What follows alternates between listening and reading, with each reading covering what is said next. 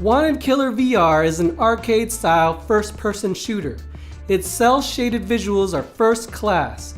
Character and weapon designs are on par with AAA studios. And I have to add that this game is still in early access, which is common for indie developers. They sell their game early and start building a community to playtest their game.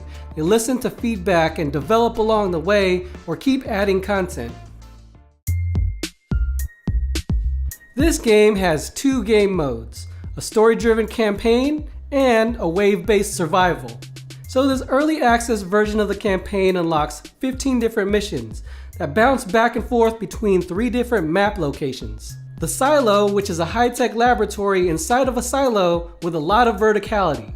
The subway, a wide open level with a mix of open areas and tight corridors. And skyscraper, a sunny outdoor skytop roof-to-roof level. These 3 maps are well designed. They do a great job of filling them in so that they don't feel empty. They're highly detailed and well thought out maps, a great foundation. The missions you have to complete in the campaign are a little flat.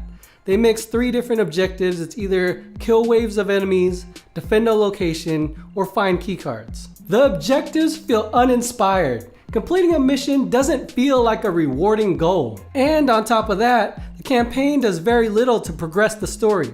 The story is unveiled through the journals back in your HQ. In this early development stage, we only have the story of Ricky, who is a part of the Wanted Killer project, and we also learn a little bit about the enemy, the Genetic Minds. The story feels basic, feels safe, it feels cliche.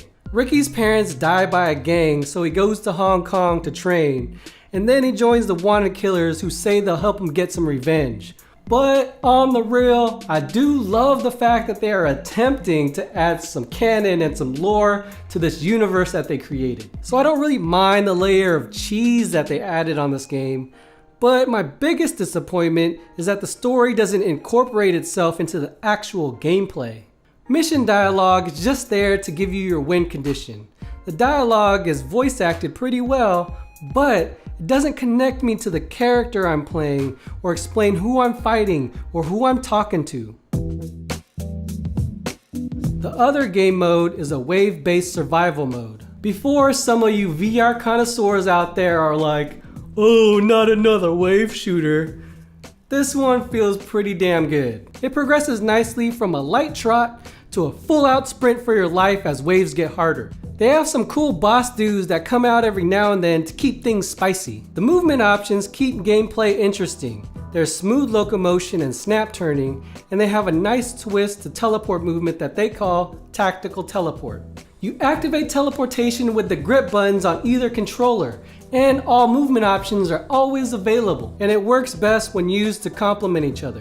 A big feature is the ability to teleport to slow down time. It creates some great superpowered moments in the gameplay. The other aspect of the teleportation that's different is that it's not completely free teleport. When you kill an enemy, they leave behind a teleportation marker that you could teleport to, but there's still some areas on the map that's free teleport. If you come from another VR game where you could teleport around the map freely, this could seem a little limiting.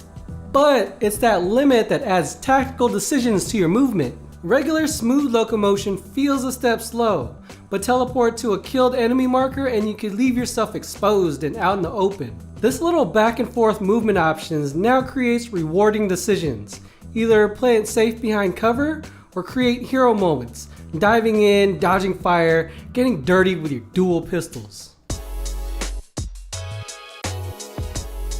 There's 4 different base pistols that you currently have to unlock. You start with the burst pistol, then there's the Deadeye pistol, the shield pistol, and the freeze pistol.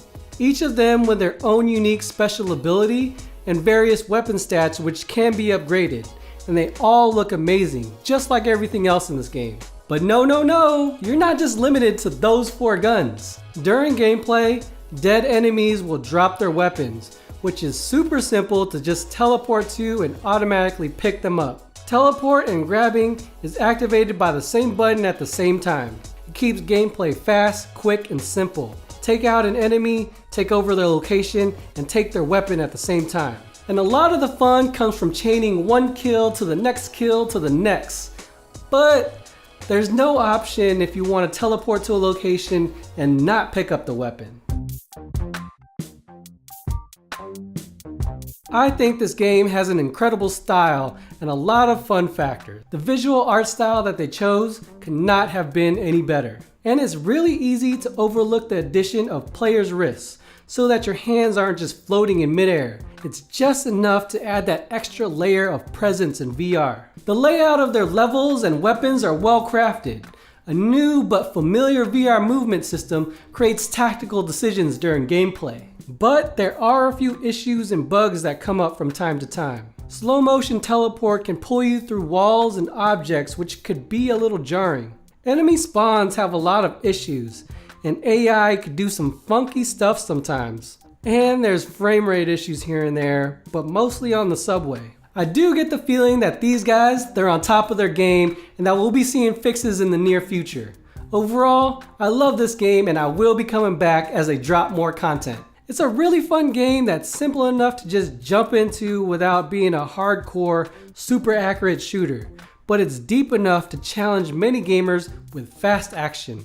Sure, it's missing some holes in content, but those holes are marked out with a great foundation, and filling those content holes should come naturally to PlaceNet games.